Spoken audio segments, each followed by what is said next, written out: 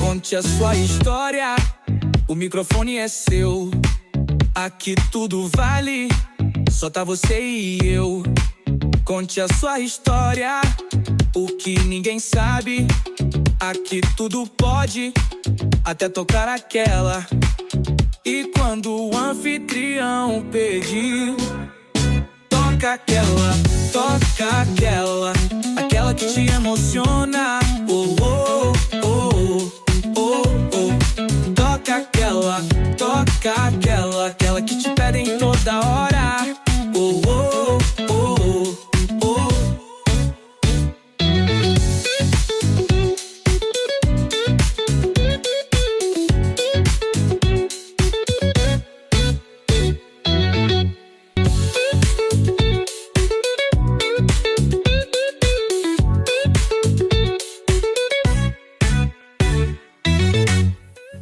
Amantes da música e da mídia, hoje o início de uma nova era aqui na Music Media. Agradecer desde o início a toda a equipe que não mediram esforços. Estou até emocionado aqui hoje nesse primeiro programa, no nosso podcast. Vamos falar muito sobre música. E hoje eu tenho um convidado muito especial, ele que é o filho da dona Cristina, o filho do seu Sérgio, o papai da Maria Luísa. Isso aí. Né? Um grande amigo que a música me deu. Senhoras e senhores, hoje, Lucas Martins. Alô, galera! Alice Stoppa, obrigado, irmão, pelo convite. Prazer estar aqui no Toca Aquela podcast. Que é isso? Aquela. Bom demais, irmão. Obrigado. Vamos trocar ideia de música aí. Não podia ser outro nome, né? Não Toca poderia aquela, ser outro toca nome. aquela, né? Muito E você vai bom. tocar aquela daqui a pouco. É mesmo? Fica tranquilo. Bom demais, velho. Então vamos lá, então. Quando que o Luquinha conheceu a música? Pititim. Ó, Stoppa, é o seguinte. Eu penso que esse negócio de música é meio congênito, né? Eu acho que isso estava meio que no sangue. Minha mãe conta que quando criança, aquele negócio, né, de bater lata, aquela parada toda rolou comigo, sabe? Menino que bate lata, vê que sai som. Tá? Aí minha mãe... A percussão tava desde o Ah, batuque. Rapaz, eu acho. Eu penso que sim. Aí quando eu tinha uns 9 anos, minha mãe me matriculou no conservatório, né? Com 9 anos de idade. E aí eu conheci o meu instrumento, né, cara? A bateria, e nunca larguei. Que época era isso? 2000 e que? Vai, 9 anos, cara, isso aí era... 72, 73? Isso aí era 2004, né? 2004, por aí, eu acho. Por aí, 2004. E aí, início dos anos 2000. E aí, cara, foi um amor, assim, à primeira vista, né? A música realmente foi algo que eu nunca mais consegui me desconectar. E me fala uma coisa, o primeiro instrumento já foi a bateria? Não, o primeiro instrumento que eu tive contato foi o teclado, né? Mas, assim, que eu estudei mesmo foi bateria. Eu me lembro que eu tive um contato breve, assim, com o teclado. E logo fui pra bateria e nunca mais larguei. Entendi. E estamos aí até hoje. Graças a Deus, já são aí 20 anos, né? 20 anos de 20 música anos, já. assim, de que a música entrou na minha vida, são 20 anos. E profissional, quanto tempo já? Profissional, 10, né?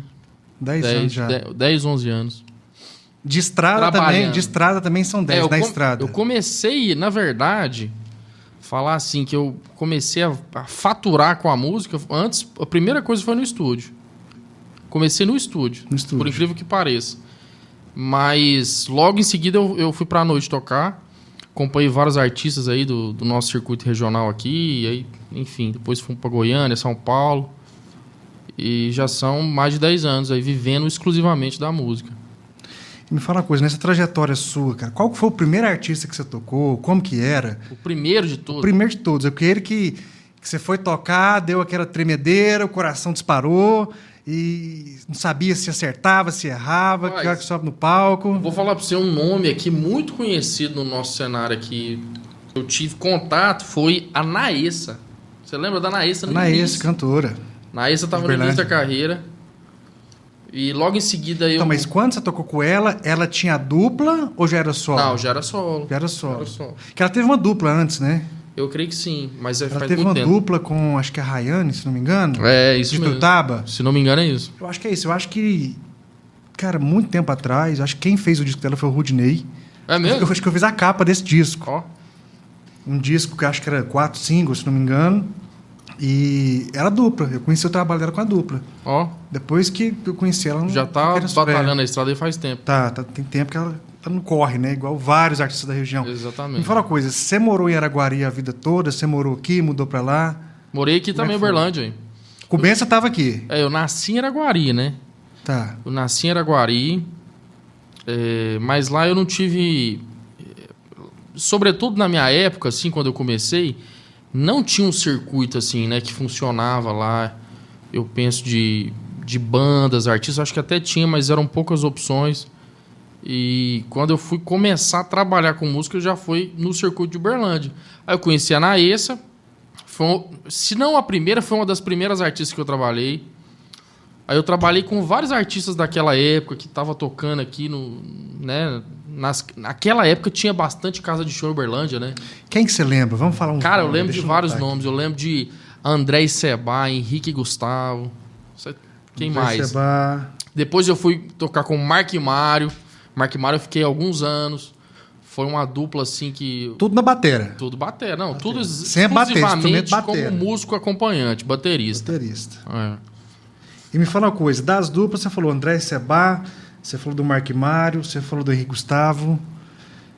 E dos lugares onde tocava nessa época? Que lugares que era? Você chegou a pegar hits? Você chegou a pegar... Cara, eu peguei o finalzinho da hits, peguei muito aquela que tinha ali, ó, na Floriano, perto do London, como é que chama? A Nash. A Nash, nossa, a Nash trabalhava muito na Nash. Na região aqui tinha várias casas naquela época também. Eu acho que assim, esse negócio de casa de show deu uma diminuída na nossa região toda, né? A minha impressão, né, Estou. Cara, eu vi um estudo recente da Billboard, acho que da Billboard mesmo, se não me engano. Estava esses dias pesquisando alguma coisa e eles fizeram uma análise mercadológica, né, desse lance de casa de show, de boate e tudo mais, e fala que essa geração atual, geração Y, Z, né, cada dia é um nome, eles não gostam disso mais. Né? Aí você vê que os eventos antes eram eventos grandes, as casas estavam sempre cheias, e hoje realmente deu uma caída. Não, demais. Né? No mundo pós-pandemia, isso realmente deu uma caída. Talvez é um choque cultural, né? Pela pandemia, pelos fatos, o negócio ficar mais quieto, do medo que as pessoas têm também até hoje. Possivelmente. Eu penso que sim. Mas naquela época tinha muita balada em Uberlândia, mas muita mesmo. E balada boa, que funcionava, que tinha um nível de organização, tinha estrutura. Tinham baladas similares ao London. O London é uma grande casa, né? De Uberlândia, né? Uma casa. Cara, o London é uma das casas mais antigas do Brasil, né? Não só de Uberlândia, do Brasil. Olha só, né? mesmo. O London é um ano mais novo que eu, cara. O London nasceu em 87, cara. Já pensou isso? Então você pensa, uma casa sobreviver 37 anos... É muito tempo. Muito tempo e assim... Cara, são 4 décadas, 4 gerações distintas. E sempre, o London sempre teve uma bandeira, né? Sempre teve uma bandeira. Sempre teve um público. E sempre foi um lugar de qualidade, né, cara? De qualidade, isso é muito importante. Mas diminuiu muito. Aí me lembro que nessa época eu também trabalhei com várias bandas bailes, né, daqui de Uberlândia.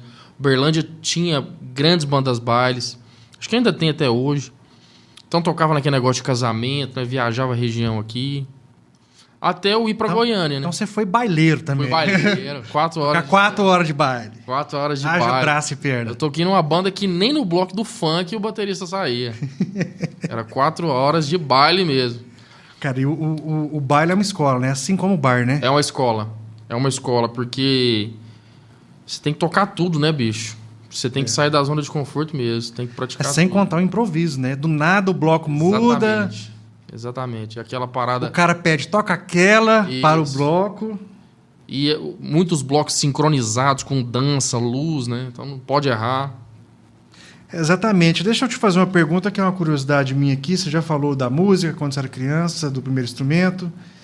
Cara, quando você começou a mexer com estúdio, cara, como que eram os programas da época? Tinha plugin, não tinha? Era analógico, já era digital? Como que era esse movimento? Não, assim, como você pode bem observar, eu não sou tão velho assim, né? Então...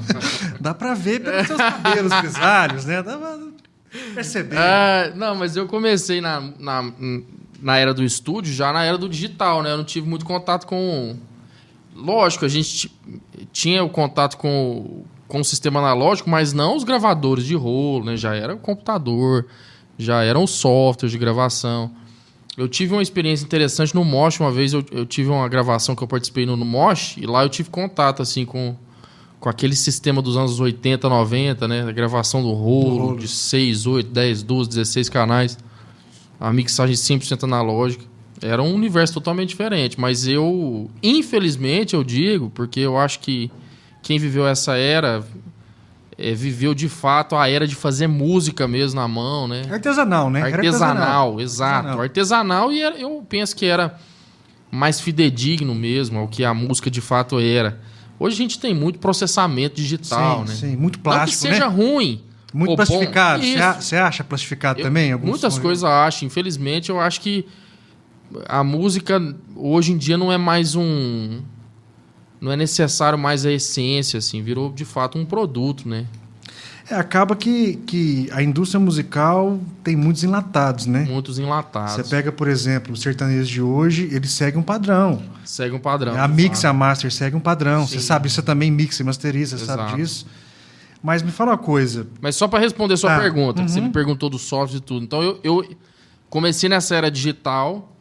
Os primeiros softwares... O primeiro software multipista, para falar assim, foi o famoso Sonar, né? Sonar 5? Sonar... Não, acho que foi antes. Acho que o meu foi antes um pouquinho. Era aquele que era todo quadradão. Sonar eu trabalhei com ele um tempo. Antes do Sonar era o Audacity, né? Lembra do Audacity? Mas não era multipista. Então, o Audacity foi gravações amadoras, mas no Sonar, no Nuendo, eu já gravei disco já. Com 15 anos eu produzi meu primeiro álbum, assim. Que eu produzi mesmo, que eu cobrei de uma banda de rock lá de Araguari que chama... Hoje o nome é Sr. Garvey, mas na época era outro nome.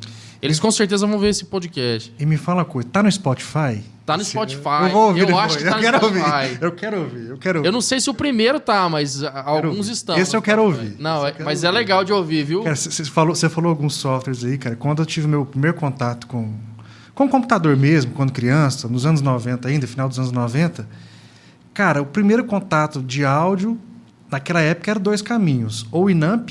O Inamp, eu me lembro. Era um player. Não, mas o Inamp era o player, né? Era o player. Eu me lembro. Ou o Windows Media Player. Sim. Media Player, os dois, né? E depois, cara, eu conheci um software, cara, que até hoje, cara, eu confesso que eu sinto saudade, que eu fiz muita coisa nele, que era o SoundForge, cara. SoundForge, da Sony. Não era multipista, cara. Não era multipista. Era 2 canais. 2 canais. Você tinha que improvisar nos 2. Era um canal externo, na verdade. Sim, eu me lembro dele. Aí depois teve evoluções e tal, que, cara, vendo a lembrança aqui agora, cara. Eu usei o SoundForge. SoundForge 4, depois o 4.5, depois o 5. Eu usei o SoundForge, eu usei o Sonar, o Audacity, só que eram para gravações monopista. Amador, monopista. Na verdade, ele tinha uma funçãozinha de mixar que você sobressaía algo em cima ali, mas não tinha controle de volume, não tinha controle de nada. Aí eu me lembro, cara, que foi assim, ó, acho que com 14 para 15 anos, essa igreja que eu frequentava tinha uma banda bem, eu digo assim, pro cenário, assim, era uma banda de qualidade, sabe? Tinham cantores afinados, cantavam bem, músicas bonitas, composições próprias. E eu tocava nessa banda da igreja, né? Foi meu gênesis mesmo, assim, meu start. Como chamava a banda mesmo? Hoje chama Carta Escrita. Carta Escrita. Bacana o nome. Inclusive, depois de anos, eu tive a oportunidade de produzir eles, né? Hoje tem produção deles assinada por mim. Mas é um grupo bem interessante, vale a pena a galera conferir aí, Carta Escrita. E eu me lembro que de 14 para 15 anos eu entrei em um estúdio. A gente foi gravar o álbum dessa igreja, lá no interior de São Paulo. Já era um estúdio estruturado, profissional. E aí foi lá que realmente eu tive esse despertar, assim, para estúdio, né? Com 14, com 15 anos eu já estava gravando, já conheci um amigo da escola que tinha uma banda de rock e o baterista dessa banda de rock, ele tinha um sistema de gravação, uma placa de áudio, ele não sabia mexer, ele me deu essa placa lá para eu aprender, para gravar a banda dele, e assim eu comecei. Uma placa, uma Digdesign 002, a galera aí que mexe com áudio vai lembrar. Uma dinossauro, né? Uma dinossauro. Com o Pro Tools, acho que era o Pro Tools 6 ou o Pro Tools 8. Não, acho que era o Pro Tools 8. Pro Tools 8 que vinha. Aí foi meu primeiro contato com o Pro Tools, né? E com a gravação já multipista. Até então era um garoto no computador, no SoundForge, no Audacity. Vamos falar um pouco mais de música de verdade, cara. Nessa época, é claro que sempre tinha os músicos que a gente admirava, né? Quem que era o baterista da época que você admirava? Que você falava, não, esse cara realmente... Cara, nessa época, nessa época. 15 anos, rapaz, eu era fã, mas muito fã, mas fã demais mesmo, de um baterista chamado Achilles Priester. Não sei se você conhece. Você lembra da banda Angra? A banda Angra. Era o baterista do Angra, Achilles Priester.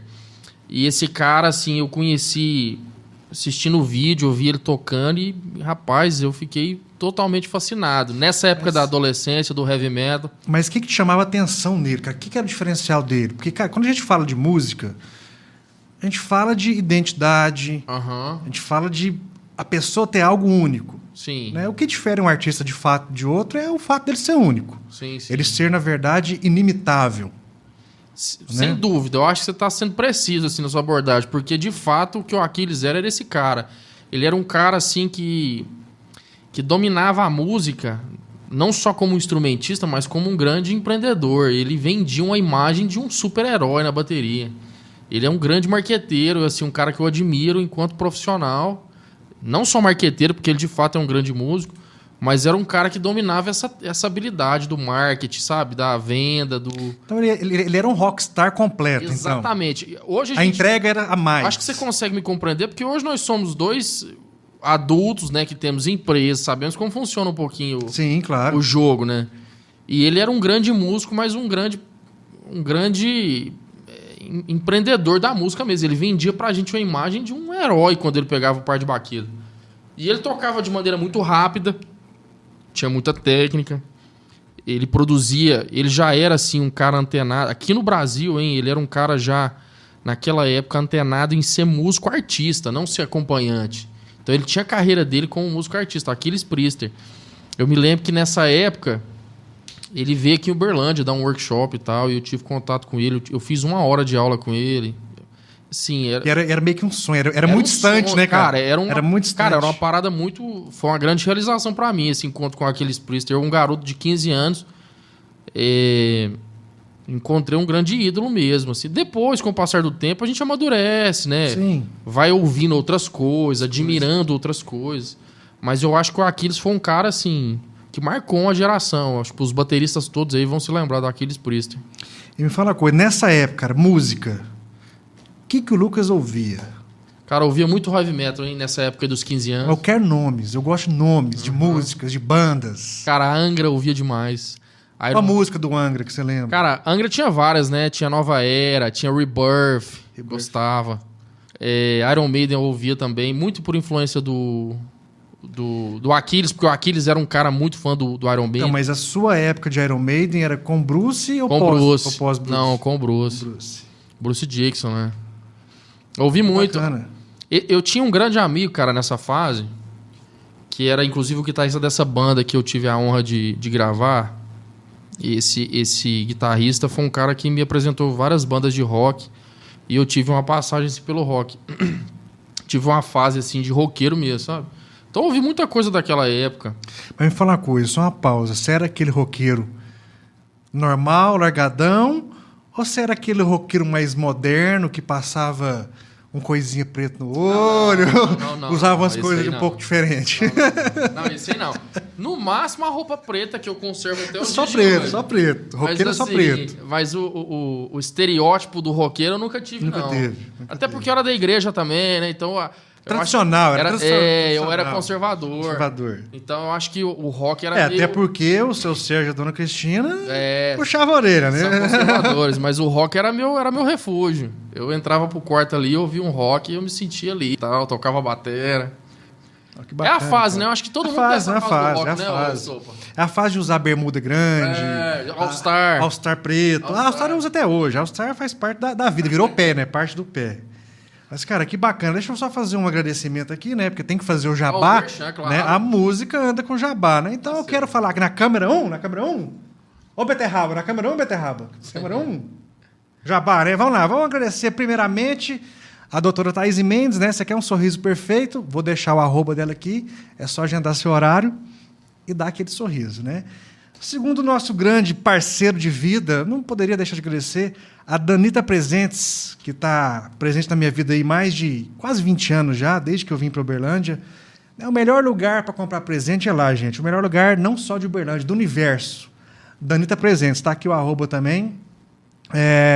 Você quer trocar de telefone? É com a Groli Celular, né? Liga lá pro meu xará, pro Alisson Groli. Tem iPhone, tem todas as marcas, é multimarca. Ele vai resolver a sua vida. E agradecer também a empresa mãe, a Music Media, né? Music Media. Tá aqui com a gente. Claro. Ajudando todos os artistas. Inclusive, eu tenho um presente para você que eu já vou te dar aqui agora. Não é possível. É um presente que você vai lembrar de mim sempre. Olha pouco só. diferente, vou mostrar pra câmera aqui, ó.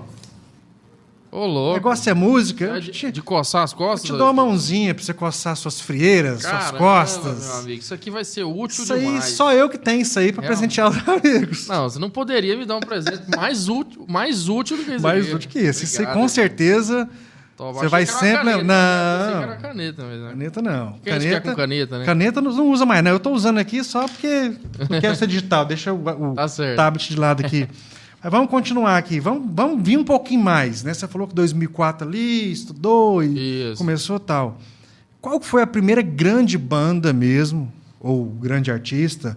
Pós você tocou na igreja, tocou na ESA. Na ESA, naquela época, tinha uma carreira, né, digamos, Regional, bem né? regional, né? Não tinha expansão ainda. Qual que foi a primeira que você falou assim, não, agora tá diferente... Eu não estou mais ficando em Araguari, Uberlândia, eu estou chegando já no Ribeirão Preto, no Patos Sim, de Minas, entendi. estou atravessando o Rio Parnaíba indo para Itubiara, já estou dando umas viagens maiores. Para quem se lembra do Mark Mário, vai se lembrar que foi uma dupla que eu digo que eu acho que teve as portas assim do estouro nacional, né, Estopa? Eu acho que eles tiveram as portas mesmo. Assim, teve música na novela das 9. Sim, eu conheci o Mark Mário bem no começo da carreira, na época que a banda era o Otávio no baixo, o Rudinei no acordeon, o Mororó tocava percussão batera, não sei se o Cajuzinho também tocou um tempo, não me recordo bem quem que era a turma 100%. Eu sou depois dessa banda, e Então, logo depois dessa banda. O Mário, cara, tinha um cabelo na cintura, né? Eles tinham na época uma... Cara, não era van, cara, era besta. Sim. Eles tinham, acho que uma besta plotada na época. E assim, eu cheguei a fazer alguns eventos do Mark Mário em Monte Alegre, né? Todo mundo sabe que eu sou de lá. E realmente, cara, o Mark Mário é uma banda que... Era uma dupla que eu penso que... Eu costumo falar que existe uma bolha aqui em Uberlândia. O centro é Uberlândia, a bolha pega Itumbiara, vai no Bico do Triângulo, faz a divisa ali, vem subindo aqui para São Paulo, chega a Ribeirão, chega no máximo Patos de Minas. E realmente, nessa época, o Mark Mário furou a bolha. Chegaram a ser artistas da Sony, da Day One, se não me engano, na época. Sim. Que era um selo da Sony. Da Sony. Né? E realmente furaram essa bolha. Música tá na novela, fizeram um DVD muito bacana, gravado, se não me engano, no Anfiteatro da UFO. Foi. Um acústico muito tem a bacana. Música, quem é ela, isso, que quem era na foi pra novela. Exatamente. Exatamente. Então, essa dupla, eu peguei acho que essa última fase, assim, que aí já mudou um pouco a chave, né? Eu saí desses artistas que caminhavam nessa bolha, como você mesmo citou, e saí um pouquinho da bolha, viajei um pouco mais. Eu tive muito boas experiências assim, com o Mark Mário. Mas a dupla encerrou e eu continuei trabalhando aqui no circuito regional, já conciliando o estúdio com a estrada. E aí surgiu o convite de ir para Goiânia, né? Aí eu tive passagem a alguns artistas de Goiânia. Na época... Eu me lembro do Fred Gustavo, né? Que hoje é que ano que era, mais ou menos? Você lembra isso? Rapaz, isso aí era 2000. Nós estamos em 2025, né? Então 2017, talvez. E depois eu fui pro Cláudio Bay. Lembra do Cláudio Bay Rafael, né? Quando você parou, logo veio o Cláudio Bay com o projeto solo. Acho que estava ainda na Workshow. E eu entrei no Cláudio Bay. Cláudio Bay já foi um artista que eu viajei o Brasil. E aí ficava mais em Goiânia, a saída era de Goiânia. Então eu trabalhei com o Cláudio Bay em vários lugares. A gente fez show no Brasil todo. Foi uma época bacana, assim, com o Cléo. Você está falando do Cléo aí, cara. Cara, não tem como não lembrar disso. Eu até uma vez mandei para ele passou mal de rir disso. Eu tenho um cartão do Cléo. Depois eu vou colocar a foto aqui depois para vocês. Vou achar esse cartão, vou colocar a foto aqui. Era Cléo Acústico. Uhum. Ele tinha um cabelo grande também. Uhum. Tocava lá em Tuiutaba, ele é de lá, né? Tuiutaba. E assim, naquela época, cara, ele já fazia um movimento lá. Sim, sim. Antes de ter a dupla. Sim. Né? Ele, como se diz, tocava o baile lá, fazia o negócio acontecer. E é um artista, cara, que tem uma qualidade Não, gigante, ele é muito né? talentoso. O Cléo é muito talentoso. E tá onde tá porque merece. Merece. Tá onde tá porque merece. Então eu tive essa passagem no Cléo, Fred Gustavo, Cléo. Cléo de Bato tava numa fase boa. Tinha acabado de gravar um grande DVD com a produção do nosso irmão Nilton Fonseca. Nilton Fonseca, alô Nilton, quero você aqui, viu? Rolado. Nilton vai estar aqui em breve. Então a gente tava na tour desse DVD, chamava After essa tour. E a gente trabalhou muito, cara. O Cléo também foi um artista que eu tive a honra de participar numa fase muito boa. Então a gente viajou bastante e eu acho que eu fiquei com o Cléo até na pandemia. Até na pandemia, aí veio a pandemia. Então foi quase 5 anos. Acho que uns 4 anos, assim. Porque eu fui pro Cléo... Eu falei que eu fui primeiro pra Goiânia. 2017, você falou, né? Então não é 5 anos, não. Eu acho que o Cléo foi ali em 2018. Então eu fiquei 18, 19, 20 veio a pandemia, não foi? Foi, março de 20. Então foi uns 3, 4 anos mesmo com o Cléo. Você chegou a participar das lives? Participei, cara. Teve uma live, a primeira live da pandemia. Eu nunca vou esquecer desse dia, né? Porque foi um dia que Deus me livrou da morte mesmo. A gente foi gravar uma live em Tuiutaba em abril do primeiro ano da pandemia. Foi 2020, né? Primeiro ano da pandemia. Foi. Em abril a gente foi gravar a primeira live da pandemia. Lá, uma live do Canto de Minas, lá em Tuiutaba. E aí eu saí daqui e fui pra Tuiutaba no meu carro, sozinho. Só eu e o instrumento dentro do carro, né? Eu e a bateria. E passado o trevão ali, eu acoplanei, cara, e saí da pista, bati, meu carro deu PT. O Cléo veio me salvar, um outro carro saiu da pista, bateu no carro do Cléo. Então, não sabe dessa história, não, é mesmo? Verdade. Eu acoplanei e saí da pista e bati. Tinha um Honda Civic na minha frente e eu atrás, assim. Então, nós dois acoplanamos juntos, saímos da pista. Eu bati no Honda Civic, o Honda Civic bateu na árvore. E eu liguei pro produtor do Cléo na época. Consegui pegar a estrada, pegar sinal, mas chovendo muito. Aí o Cléo foi lá me buscar no carro dele. Que bacana, cara. Ele foi lá, ele e o produtor. Coisa que ninguém sabe, né? Pois é. Bastidor. O Cléo foi pessoalmente me buscar. E ele parou o carro dele, assim, na frente do meu no acostamento. E veio um outro carro acoplanou no mesmo ponto e bateu na frente do carro do Cléo. E nós dois estávamos atrás do porta-mala dele. Foi Deus que nos tirou dali, cara. Porque senão a gente tinha se esmagado todo ali. A gente tinha morrido. Se não morrido, tinha machucado demais, cara.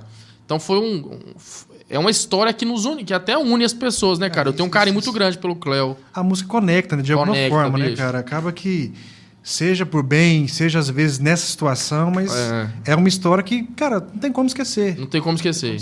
O Cléo foi um cara que eu gosto, assim, tem um carinho muito grande, é um cara humilde, de coração bom, é um cara que, assim, eu torço pra que ele tenha bastante sucesso mesmo. A gente gravou várias lives na pandemia.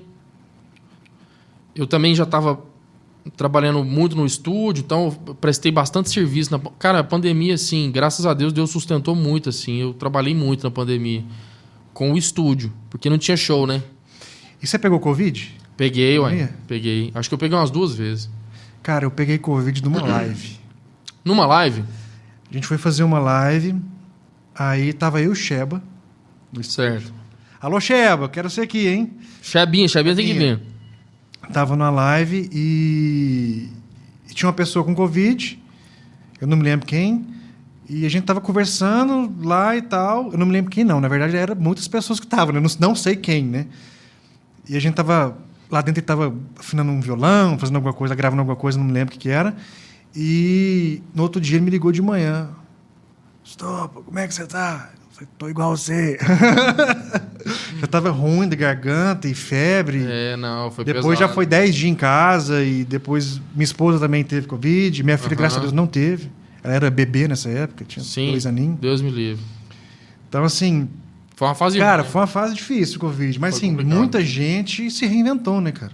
Se reinventou demais. Eu penso, assim, que até a pandemia eu vivi essa dualidade do estúdio e estrada, mas acabava que eu me rendia mais ao meu trabalho de músico acompanhante mesmo, porque tinha muito trabalho na estrada, já, né, já estava numa fase assim, até a pandemia, que a gente já tinha um nome consolidado no circuito, né? Então não faltava trabalho assim para acompanhar artista, né, como músico na estrada.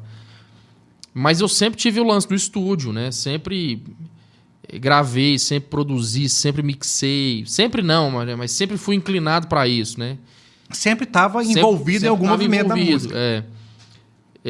Mas na pandemia eu descobri realmente que o estúdio era algo que eu deveria focar, né? Que realmente era algo que eu amava fazer, né? Tinha muito a ver com a música e eu consegui, assim, na pandemia toda, me manter e faturar, né? O importante é isso, não parei de faturar. As contas não paravam de chegar, né? As contas não paravam, irmão. E graças a Deus foi assim, foram os 2 anos de pandemia trabalhando bastante, assim, com pós-produção. Só uma coisa, muito estudo. Muito estudo, né? Muito estudo, cara. Esse negócio de estúdio é estudo. Minha mãe falou estudo. Eu entendi estúdio. Eu também entendi. Inclusive, ele já está aqui no estúdio podcast, tem um diálogo, tem onde fotografar, só estúdio. Só estúdio. Era meio surdo, né? O ouvidor também um pouquinho. Mas é dureza, você mexe com isso, você entende, assim, dureza, cara. É correria, cara, o trabalho é difícil. Eu costumo falar uma coisa e, assim, eu tenho umas frases um pouco marcantes, né? Eu costumo falar que a música é a droga do bem, né, cara? Já pensou? Não, mas eu nunca ouvi essa expressão, mas ela faz todo sentido. É a droga do bem, a droga do bem. Ela entra na vida e não sai, cara. Não sai. E ela nos faz brisar também, né? Cara. Refletir a música. Assim, eu tive alguns momentos da vida, né? Eu toquei muito tempo como DJ. E teve um momento da vida que eu falei, cara, não quero mais a música. É mesmo? Foi ali 2013, 2014. Que já tinha empresa, tinha muita coisa acontecendo. Tinha que dedicar a outras demandas, né? E, cara, eu falei, não quero mais. Cara, não tem jeito, cara. Já pensou? Tem como, cara. Cara, você consome música todo dia. Não tem como. Eu durmo ouvindo música, eu acordo ouvindo música. Eu entro no carro, é música. Eu vou trabalhar, é música. Não tem como. É impossível. Não tem como.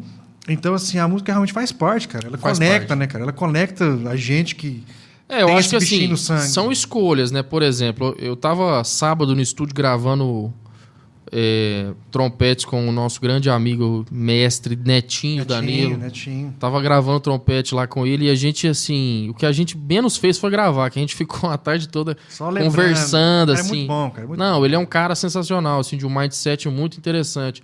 Uma coisa, ele ia dizendo isso, uma coisa é a música, né? Outra coisa é o mercado musical. A gente pode até, eventualmente, escolher, né? Que o mercado musical, às vezes, a gente sabe que em algumas ocasiões ele não vale tanto a pena, hein, né? Mas a música nunca vai sair da gente. Não sai, cara. Você pode não trabalhar com música, mas a música jamais vai sair. Então, quando eu tive esse lapso, vamos chamar de lapso, de não querer mais estar na música, cara, a música me puxava. Né? Aí eu tava focado na música, tinha uma empresa que era a Fábrica Way, que durou muito tempo. Cara, não tava na música, mas só fazia site para músico. É mesmo? Não saía. Era um ciclo. Não saía, era um ciclo que não saía. Isso entendeu? Mesmo. Aí teve a época da fotografia, que eu acho que foi de 2016 até 2017, 2018. Cara, fotografia, beleza. Cara, tem 1000 coisas para se fotografar. Uhum. Mas o que puxava? Só música. Só música, cara. Show, musical. DVD, balada. Cara, não saía, cara. Não saía. Não, eu não me vejo assim... Não consigo me ver em outra frente de trabalho se não conectado à música. Pode até ser que, com o passar dos anos, já está acontecendo isso na minha vida, assim, diminuir um pouco a estrada, esse trabalho de músico, acompanhante. Pode até ser, não sei, posso estar até enganado, mas pode até ser que, com o passar dos anos, isso vai cada vez mais fazendo menos falta. Mas alguma coisa conectada à música eu tenho que estar fazendo. Cara, você falou um negócio de estrada. Cara, estrada é uma coisa que todo mundo tem uma visão distorcida, né? Demais. A família, então, acha que é 1000 maravilhas. Não, trabalha com artista, tá tranquilo. Demais. Só vai show. Mas não lembra que a gente fica longe da família. Que a gente enfrenta aí, às vezes, 15, 20 horas dentro do ônibus. Sim. Que, no final das contas... a poltrona do ônibus tem um formato das costas da gente, tanto que a gente fica ali deitado. Assim, né? eu já tinha vivido muito, talvez Não vou dizer tudo, mas... tudo não, mas a gente tinha vivido muita coisa, muita experiência nessa vida de músico, estrada e viagens, né? Mas quando eu entrei no Zé Felipe, no pós-pandemia... Calma. Daqui a pouco, tem além do tempo. Mas assim... Não pula etapa, não. Mas assim, quando eu tive essa... Porque com o Zé eu viajei muito mais do que eu já tinha viajado a vida toda. Eu peguei o Zé numa das maiores fases da vida dele. O cara, né, foi top 1 durante bastante tempo.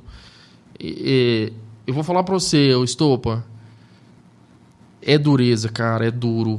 A estrada, assim, nesse nível de intensidade, não é... Rapaz, né?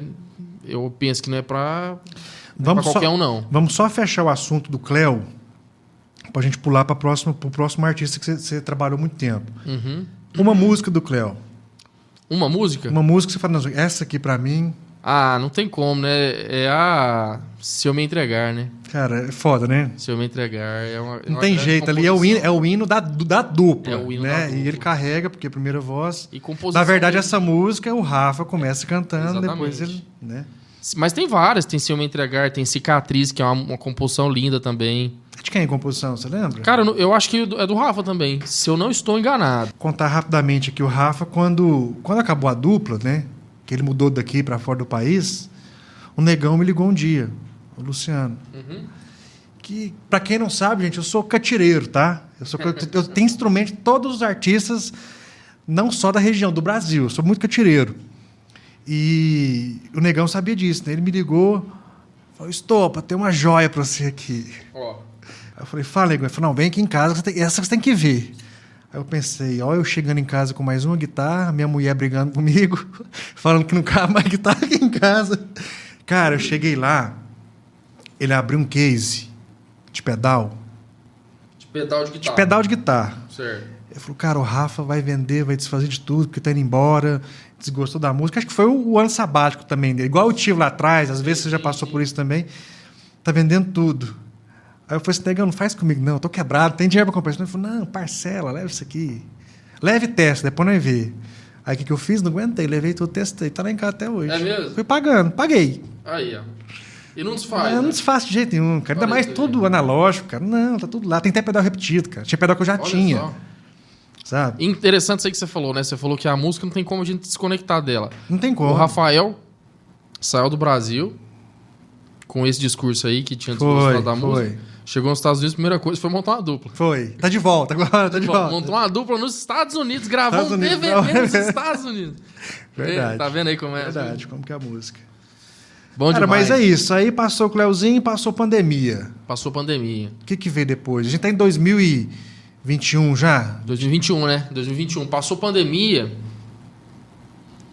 E assim, cara, eu tava bem, assim, profissionalmente, tava bem estabelecido. Eu tava trabalhando muito no nosso circuito regional. Aí eu voltei, nessa época eu já tinha voltado para Araguari. Porque até antes do Cleo, eu morei em Uberlândia. Porque aí eu trabalhava com os artistas do nosso circuito aqui de Uberlândia. Então sempre saída de viagem era de Uberlândia. Eu dava aula na escola do nosso amigo Alex Mororó. Encontrei com o Mororó ontem. Isso. Encontrei é um com ele cara pra ontem. você trazer aqui, trocar ideia. Vai vir aqui. Histórias. Já falei pra ele ontem. Você não vai fugir, não. É. E eu também trabalhava no estúdio do Flávio Borges, que é o baixista, grande amigo, hoje morando nos Estados Unidos. Quando eu tava... Nessa época, o Flávio tinha acabado de se mudar para os Estados Unidos e o estúdio ficou por minha conta. Eu era responsável pelo estúdio, né? De finalizar as produções que ele tinha começado, captar novos clientes, finalizar os trabalhos. Ele ficava de lá só gerenciando. Então eu tinha esses 3 trabalhos. Eu tocava na noite, dava aula de bateria na escola do Alex e trabalhava no estúdio do Flavinho, que era lá no Jardim Patrícia, e eu morava no Embra. Sabe onde é o Embra? É nas Chácaras Tubalina ali. Chácaras Tubalina. Isso. E aí quando veio esse convite de ir para Goiânia, eu acabei desfazendo do apartamento aqui, porque a saída era de Goiânia. De Goiânia. Então não ficava mais não aqui. fazia Então sentido. Eu ficava nessa estrada aí, ficava dias fora de casa. Quando voltava, ia para Araguari. Cara, eu nem considero Araguari uma cidade distinta do lado. de Uberlândia. Cara, é colado, Tem vezes, por vezes, eu tenho que vir aqui 2 vezes no cara, dia. Futuramente vai ser a grande Uberlândia. Vai ser a grande pregar Uberlândia. tudo aqui, tudo pregado. Então, já estava em Araguari. No pós-pandemia, eu estava bem estabelecido, assim, trabalhando muito. Na pandemia, eu estudei demais, cara. Eu usei muito tempo livre para estudar. Então, eu cresci muito na pandemia como músico, como produtor musical, como alguém com aptidão musical e técnica para trabalhar em outras frentes da música. Então, eu estudei bastante, fiz curso online, estudei inglês, aprendi a falar inglês na pandemia. Você reinventou, né? Me reinventei, cara. Eu estudei bastante na pandemia. E então esse trabalho de pós-produção em especial estava muito forte. Produzia pouco, mas fazia pós-produção para vários produtores e gravava também online. Então eu gravava online e fazia pós-produção. Pós-produção é o pós, né? Para quem não conhece. Explica aí, dá uma aulinha pra gente. Pós-produção é a parte pós-gravação, ou seja, a edição, afinação vocal, a mixagem, que é a mistura do som para equilibrar tudo, a masterização. É um trabalho técnico pós-gravação, né? Dentro desse pacote de produção musical. Então, eu fiz vários trabalhos, assim, inclusive grandes trabalhos nacionais. Até por direcionamento do nosso amigo Nilton, foi um cara... Então, cara, quando que o Nilton entrou na sua vida? Você conheceu? Cara, desde o início. Desde o início, porque... Desde a época do João Vitor Rafael? Eu conhecia eles, João Vitor Rafael, mas eu ainda era muito jovem. Eu não tinha ainda ingressado na música profissionalmente. Quando eu ingressei na música profissionalmente, foi porque eu conheci o Paulinho Castro. O Paulo Castro, famoso Paulcaster. Ele, o grande gringo, nosso batera... Foi meu professor de bateria quando eu era jovem. O Paulinho teve uma época que ele era referência aqui na cidade, na região, como baterista. O Paulinho, deixa eu te contar do Paulinho, cara. Conta. Algumas pessoas sabem, algumas não, né? Mas eu tenho alguns discos gravados, né?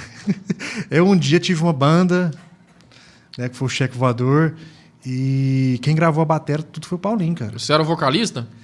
Cara, era. Você vai dar uma palhinha aí hoje? Não, então, eu não. Eu só sou agora... bastidores. Tá certo. Então, o Paulinho, cara, teve uma época aqui que ele foi uma grande... Eu ainda considero ele é um grande. Uma grande referência. Mas teve uma época de ouro dele aqui, cara, que ele gravava vídeo, ele era famosão aqui na nossa região. Já que você citou o Paulinho, cara, vamos falar nome então, cara, de verdade, das lendas da bateria aqui, cara. Você falou mais cedo do Mororó, cara. O Mororó pra mim é o paizão de todo mundo, cara. Concordo totalmente. Assim, cara, é meu amigo pessoal, né? Eu fiz parte... Eu acho que eu tô ali, se ele pegar as 10 pessoas, for contar na mão, que colaborou com o evento dele pra mim, cara, o Som Mais Batera, cara... É um grande evento. Cara, aquele evento pra mim... É sensacional. É onde separa os homens dos meninos, cara. Cara, juntar música é o trem mais difícil do mundo, bicho. Mais de 100 baterias tocando ao mesmo tempo. 100, o último acho que foi 500 e tantos músicos. Nossa! Então, porque assim, aí teve mais, né? Teve guitarrista, mais, baixista. Guitarra, verdade. Tudo. Aí o último agora teve violão também. Eu participei de várias edições desse Então, evento. assim, eu acho que ele é o paizão de todo mundo, cara. Um coração, bicho. Não, ele é 10. Tem nem o que falar. Realmente. Cara, o Paulinho também, cara. Engraçado, brincalhão, besta, totã, ele é figura. Quem mais? Não, tem vários aqui, o Uberlândia, cara. O Uberlândia tem uma safra de grandes músicos, mas olha, o Paulinho foi uma grande referência pra mim. O João Paulo Galante, o JP, é um cara assim... Fora da curva, ali é fora da curva. Ele é um cara que no Brasil não tem um cara que toca igual ele. Esse lance do balanço, do pagode. O cara é diferenciado mesmo, diferenciado. Ele é um grande baterista. E na caneta também, né, cara? Ele escreve, não, ele é um... Cara, ele é um gênio. Ele é genial. Tem os caras que são ele realmente foda. Pode falar palavrão? Pode falar o que quiser. Mas tem os geniais. O João Paulo é genial. O João Paulo é um grande baterista. Mas o Paulinho, eu tenho uma história muito... te conectou, né, cara? A música é uma história, né, o Paulinho, cara? eu tenho uma história, assim, de conexão mesmo, de amizade, cara. O Paulinho foi um cara que me ajudou muito. Eu tenho eterna gratidão ao Paulinho. E o Paulinho que me apresentou o Nilton. Tava precisando de baterista. Cara, eu acho engraçado que, assim, você falou do Paulinho, apresentou o Nilton. Tem um trio que eu enxergo que eu não vejo sem. Já até sei. Cara, Paulinho, Nilton e Fininho. E Fininho. É os três, cara, porque na época do João Vitor Rafael, eu tô falando de 2008. Né? Cara, nessa época eu já fazia digital, cara. É mesmo? Eu que fazia o João Vitor Rafael. Não só digital, cara, impresso, capa. Tinha muito CD na época, promocional. Então, assim, foi até quando, nessa época, a dupla furou a bolha também. O João Vitor Rafael furou a bolha. Furou a bolha. Furou a bolha. Furou a bolha. Assim, eu tiro o chapéu, porque naquela época fazia tudo sem recurso, cara. Eu falo 3 duplas do nosso circuito aqui que furou a bolha. Mark Mário, João Vitor Rafael, Matos e Matheus. Tem outra dupla que, inclusive, eu vou entrevistar ele vai ser um dos nossos convidados, que é o Diego Ricardo, cara. Diego que não Ricardo, fica fora. Eu verdade. acho também, o Diego é um grande amigo e realmente eu acho que as 4 furaram a dupla, mas eu acho que teve outros artistas também, que não eram sertanejos, que furaram a bolha e foram muito longe, como, por exemplo, acho que a maior banda baile que o Uberlândia teve, né? Me desculpa quem não acha, mas pra mim a banda Nova York, cara... Eu toquei na banda Nova York. A banda Nova York também, cara, furou a bolha de uma maneira, Verdade. cara, que assim... Cara, todo o baile do Havaí, de todo o estado da região, era eles, cara. Sim, eu toquei Os grandes bailes. Cara, eu toquei, pra você ter ideia, eu toquei com a banda Nova York na formatura dos eu não vou saber falar o nome da patente, mas dos pilotos da aeronáutica. Então... Eu toquei E nessa bateria. mesma época tinha-se uma rixa entre a banda Nova York e a Lex Luthor. Isso. Se não me engano, é de Divinópolis. Divinópolis, exatamente. Tipo assim, eram gigantes, cara. Uhum. Eram gigantes. Então, assim, existe um mercado e um lugar para todo mundo, cara. Sem dúvida. Sabe? É aquele negócio. Hoje a banda Nova York, amanhã é o Diego Ricardo, depois era o João Vitor Rafael, depois era o Matos Matheus, você falou uma outra? Mark Mário. Então, assim, tinha-se um algo diferente, né? Na água de Uberlândia daquela época, né? Não, eu acho que ainda tem, viu? Não, tem, mas assim, eu falo que... Mas naquela época parece que era diferente mesmo. Eu costumo falar que são safras, cara. São safras. Então tem uma safra, tem uma safrinha, tem uma safrona, Exato. né? Tem os Exato. tipos de safra. Então naquela época a safra era uma safra muito gorda. Verdade. Sabe? Então, e aí o Paulinho, voltando na história do Nilton, né? O Paulinho me indicou pro Nilton que tava precisando de um baterista no Mark Mário. E aí foi onde eu conheci o Nilton, cara.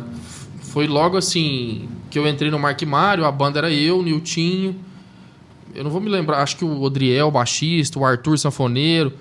E o Nilton, cara, é um cara icônico, né, bicho? Se você conhece ele, não tem como você não se apaixonar por aquela figura. Nilton é figura. E o Nilton, eu tava falando com ele aqui agorinha, a gente faz negócio junto até hoje, a gente trabalha junto até hoje. Cara, Nunca mais deixamos de trabalhar junto. Ele me ligou semana passada e ele esteve lá no seu estúdio. Sim. Eu vi. E ele tinha ficado de lá em casa. Ó, é mesmo? Eu falei, cara, você não vai vir aqui não? Ele foi em Araguari, não foi no Martins? Não foi. Então assim, aí eu falei, cara, você não vai vir aqui? Aí ele demorou 2 dias para responder, que ele é ruim pra caramba de responder. Demora, correria. Aí o professor, nossa, é mesmo. Pois é, e aí eu conheci o Nilton, cara, e o Nilton foi um cara... O Paulinho e o Nilton foram pessoas que eu tenho muita gratidão mesmo, Estopa. A gente tem que... Uma coisa que a gente tem que ser na vida é grato. Tem. Porque eu acho que a ingratidão, de fato, é uma semente que nos faz colher frutos muito ruins. Então eu sou muito grato ao Paulinho e ao Nilton, assim, que foram pessoas importantes no início, especialmente no início da minha carreira como músico. O Nilton também é um cara que, nesses últimos anos, eu tive um boom assim, na minha empresa, né, de produção musical, né, que eu acho que a gente logo deve falar sobre isso também. Vamos chegar daqui a pouco. Mas o Nilton foi um cara que me apoiou, me apoia até hoje, assim, é um grande parceiro mesmo. Um grande amigo. Cara, ele realmente tem um coração grande e é uma pessoa muito querida, viu? Ele vai estar aqui em breve, viu? Quero você aqui, safado. Ele tá estourado, né? Estourado, a agenda. Tá estourado. Né? Participou aí de prêmio Multishow, Não esquece. Mas participou do outro prêmio esses dias aí. Não, foi no Mion, tá famoso. Ele vai no Mion. Eu quero ver se você vai vir aqui, Canara Azevedo. Canara Azevedo, exatamente. Então vamos lá então, a gente chegou em 2022. Chegamos em 2022, certo. O que aconteceu em 2022? Me conta. Cara, no finalzinho de 2021, eu recebi a gente estava falando do Nilton, né? Eu recebi o convite através da mesma dupla de sempre, o Nilton e Paulinho, para entrar na banda do Zé Felipe. Zé Felipe foi um artista que cresceu demais na pandemia. Foi um cara que mudou a chave do que ele vinha fazendo. O digital dele era muito forte, né, cara? O digital dele era muito forte. E assim... naquela época em especial, o Zé Felipe trouxe um estilo, assim, um tempero diferente, vamos chamar isso. Exatamente, cara, esse negócio um tempero diferente, da brigadeira, da pisadinha. ainda não tinha sido pulverizado na nossa região central aqui como ele fez. Verdade. E goste ou não, a gente tem que Cara, eu acho que honrar isso aí. Eu penso muito o seguinte: sempre vai ter alguém que vai gostar de algo. Exatamente. Se você não gosta, cara, vai pro outro lado. É igual, por exemplo, você vai comprar um carro, não gosta de carro vermelho. Cara, então não vê o carro vermelho. Você falou tudo, assim. Certo. Sempre vai ter alguém que vai gostar de algo. Exatamente. Mas o que é esse algo? Você precisa criar o algo, então. O algo. Agora, se já tem alguém fazendo o algo X, aí você vai lá e faz o algo X. Verdade. Aí tem um punhado de gente fazendo o mesmo algo X, tudo igual. Tudo igual. Aí vem um cara e faz um algo diferente. Diferente. Pronto, aí todo mundo vai virar os olhos pra lá. É natural. Então, na Então, a música... grande chave, isso aqui é pra mim, isso aqui foi... Com o Zé Felipe, eu aprendi muita coisa, cara. Assim, esse tempo que eu trabalhei com o Zé, eu aprendi muito que a regra do jogo não é como a gente pensa enquanto músico, não. Não, jamais. Na verdade, eu penso o pulo muito do gato é isso aí. Exatamente. É inovar. Eu penso muito o seguinte: assim como a vida é feita de ciclos, a música também é feita de ciclos. Uhum. Você sabe que todo ano tem primavera, verão, outono e inverno. E todo ano, cara, a música sofre influência externa. O pop invade o Brasil. Exato. A onda pop. Sim. A música latina. A gente pega, por exemplo, cara, a gente é cercado de país latino. Exato. Então a gente tem influência. Uhum. Aí você pega, por exemplo, cara, o maior artista do Brasil hoje é Gustavo Lima, na minha opinião. Quando eu falo maior, eu falo em grandeza de alcance e em popularidade. Eu concordo. A música chega em mais lugares e a música é mais popular. Sim. Qual que é a influência dele? Da onde veio Música a influência latina, dele? totalmente. Exatamente. Essa última vertente do Então, Gustavo. você pega aí. E, por exemplo, é algo que está sendo perpétuo, já tem um tempo. Exatamente. Né? Então eu acho isso aí, estou. Isso é muito bacana. Eu acho que o grande lance é você produzir algo que seja autêntico, novo e diferente. Que pode até ter referência, mas é diferente do que tem sido aplicado Então, no circuito uma coisa que você falou eu acho interessante. Uma coisa é ter referência. Uhum. Outra coisa é ser cópia. Então, você pode ter várias referências. Uhum. Mas você pega aquele tanto de referência, coloca o seu tempero. Exato. E faz algo que só você faz. Exatamente. Assim, uma das coisas que eu quero entrar em pauta é sobre o mercado atual. Antes de você andar um pouquinho para frente do Zé, vamos falar um pouco do mercado atual da música. Certo. Eu assisto muitos podcasts, muitos programas, leio vários blogs, revistas, críticos.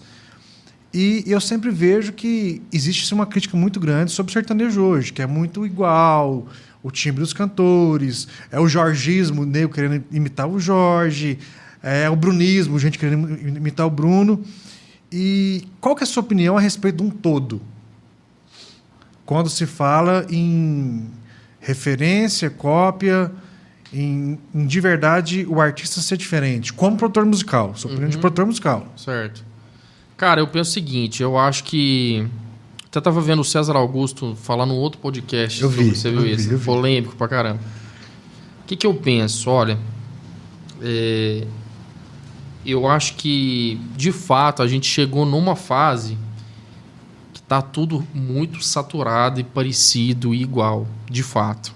Isso é verdade. Mas durante o tempo que isso permaneceu, estava funcionando. Ou seja, o que pra gente hoje é igual, para o espectador, demorou tempo para ele observar que de fato estava tudo igual e parecido. Mas eu acho que já vem chegando esse tempo. O espectador, o público já conseguiu discernir e sentir que está tudo muito parecido. O próprio público já está tendo esse feedback. Quando chega nesse nível, aí já é preocupante. Então eu penso, enquanto produtor musical, que todos os artistas que tenham o planejamento de gravar de agora em diante, ele deve se atentar para isso. É necessário, se quiser ser conservador e apostar naquilo que tem dado certo, acho uma estratégia positiva. Mas dentro dessa estratégia tem que ter combinações diferentes, que seja no arranjo, no papo, na letra, na maneira de interpretar a música. Com certeza. É necessário, sim, de maneira urgente, inovar. Você acha que meio que não se criou uma fórmula... Se criou uma fórmula. E você reaplica aquilo em massa, em escala. Sim, porque aconteceu isso. Veio o Jorge. Que mudou o mercado. Que mudou o mercado. Mudou o mercado. Foi uma grande ruptura. Sim. É natural que nas próximas gerações isso venha se repetindo. Porque é a referência da geração atual da música, o jorgismo. Mas o que eu estou tentando dizer é que o público já entendeu que aquilo já não funciona mais. É necessário vir algo novo, porque já foi demais aquilo. Você gostou, né, da mãozinha? Eu gostei demais. Mas o que acontece? Eu já tenho visto um horizonte, viu, o Estopa? Já tem... Nesses últimos anos, assim, eu já tenho visto o cenário mercadológico do sertanejo com outras referências. Então, me fala uma coisa. Você que está do lado da cadeira de produtor. Para e pensa. Projeto X. Chegou lá o artista X. Uhum. Ele quer fazer um repertório. Já chega para você pré-definido que é tipo isso, parecido com aquilo, que não sei o quê, ou sempre você participa desde o zero de realmente da criação do disco ou do DVD? Participo de tudo, Estopa. Desde o zero. Eu participo de tudo porque... E é super interessante a gente entrar nisso, porque quando eu assumi assim, essa fase assim, de produtor de maneira incisiva, como eu tenho feito nos últimos anos... Eu busquei as minhas referências, as grandes referências que eu tenho de música, assim, como funcionava naquela época. Né? Vamos falar da época de ouro da música, os anos 80, os anos 90, como que funcionava a criação artística de um álbum. Quer falar do sertanejo? Podemos... Conceito. Isso, sim. podemos falar do sertanejo, como que funcionava a criação artística de um álbum do Zezé de Camargo naquela época, que não tinha lógica. Como é que o cara estourava 12 músicas num álbum? Assim, na verdade, cara, nessa época... É até uma discussão que a gente pode ficar horas e horas falando. Eu até recentemente entrei em uma discussão com um podcaster sobre isso, falando sobre isso. Existia-se algo físico que delimitava a música. Pronto. Né? Vamos falar, por exemplo, o vinil. Cara, era X minutos que tinha ali. Uhum. Então, X minutos, o lado A geralmente vinha... as mais comerciais, as mais agitadinhas, e o lado B, as mais românticas. Ou vice-versa. Uhum. Né? Faz tempo que eu não escuto um vinil, eu estou precisando ouvir para relembrar isso. Então, assim, tecnicamente, tinha algumas limitações físicas. Porque a comercialização era física. Certo. Né? Então, por exemplo, as músicas tinham que ter X tempo. Uhum. O rádio sempre gostou de músicas menores para tocar mais músicas. E você acha que isso fazia a equipe que inclusa nessa produção e pensar, como que eu vou convencer o cara de ouvir essa música por tanto tempo? Eu vou tentar sintetizar tudo para você ver onde que eu quero chegar. Nesse tempo, 80, 90, era tudo mais artesanal. Sim. A forma de escrever, a forma de compor, a forma de se fazer música, na verdade. Né? Uhum. Porque quando eu falo escrever, eu estou falando de letrista. Uhum. Quando eu falo de compor, pode ser letra e melodia, harmonia, é o conjunto da obra. Uhum. Então, era tudo mais artesanal de fato. Né? A gente até brinca que a palavra gourmet agora vem fudendo com tudo. Né? É o hambúrguer gourmet, é a pizza gourmet, tudo só sobe o preço. Né? Por quê? Porque é uma reinvenção. Na verdade, não é uma reinvenção. É trazendo o tradicional à tona num mundo acelerado. Sim. Né? Então, por que eu te fiz essa pergunta sobre a participação do processo? E eu vou responder ela ainda. Claro. É porque, assim, para mim, hoje, quando chega um artista no digital, você participa de algumas reuniões, você sabe como que é, o cara quer um hit para a carreira subir igual a foguete. Uhum. Ele não quer criar uma consistência, criar um público, criar uma identidade e criar uma dependência do fã do produto que ele tem para entregar. Exato. Então eu te perguntei, agora eu vou deixar você responder, como que você faz, como que você lida? Isso. Você fala vários nãos? Sim. Ou tem hora que você não pode falar não também, porque a empresa tem que faturar? Depende, assim... O que acontece? Vamos lá, onde eu ia dizendo assim, quando eu assumi esse papel de produtor e tal, eu busquei essas grandes referências. Como era nessa época o produtor musical? Cara, o produtor musical, dessa época das grandes gravadoras, dos grandes estúdios. E convenhamos, era uma era onde as músicas parece que funcionavam mais. Parece que... Atemporais, né? Parece que a música errava menos, entende? Parece que, de fato, o cara produzia um trabalho de maneira séria, comprometida, e a chance de dar errado era pequena, porque a música realmente tocava de maneira orgânica. E aí, como funcionava naquela época? Cara, o produtor musical era um executivo da gravadora. Era um cara que sentava no estúdio. Era diretor musical, Exatamente. não era produtor musical. Mas o que carregava esse título, que hoje é chamado de produtor musical, era esse executivo. Era um cara que ia para as sessões do estúdio, analisava, tinha o compositor, tinha o arranjador, tinha o técnico, tinha os músicos executantes, mas no processo todo, o produtor musical, esse executivo, ele determinava, ele dizia como deveria tocar e tudo, pensando de fato no mercado, como o povo ia consumir aquilo. Por que o solo deveria ser assim ou assim? Não, porque o público vai se identificar mais com esse tipo de arranjo. Então, assim, e com esse tipo de música, com essa composição, com esse formato. Então, hoje eu vejo assim que se banalizou demais esse negócio de produtor musical. O produtor musical é um cara que senta, o artista chega, o cliente chega com o repertório pronto. O produtor musical é quem faz os arranjos, grava e entrega o áudio. E eu acho que isso é o de menos. Esse é um dos menores processos. Eu acho que o processo estratégico, de visão artística, de direcionamento, é o que, de fato, deveria ser o trabalho de um produtor musical, um direcionador, um cara que entende o mercado, que tem feeling, que tem sensibilidade. Ele pega desde a escolha do repertório, ao timbre de violão, ao timbre de sanfona, ao baterista. E tudo exclusivamente inclinado a atingir o objetivo daquele projeto. Primeira pergunta que eu faço numa reunião de um projeto que está começando, que a gente está dando start na produção. Primeira pergunta que eu faço, qual que é o objetivo desse trabalho?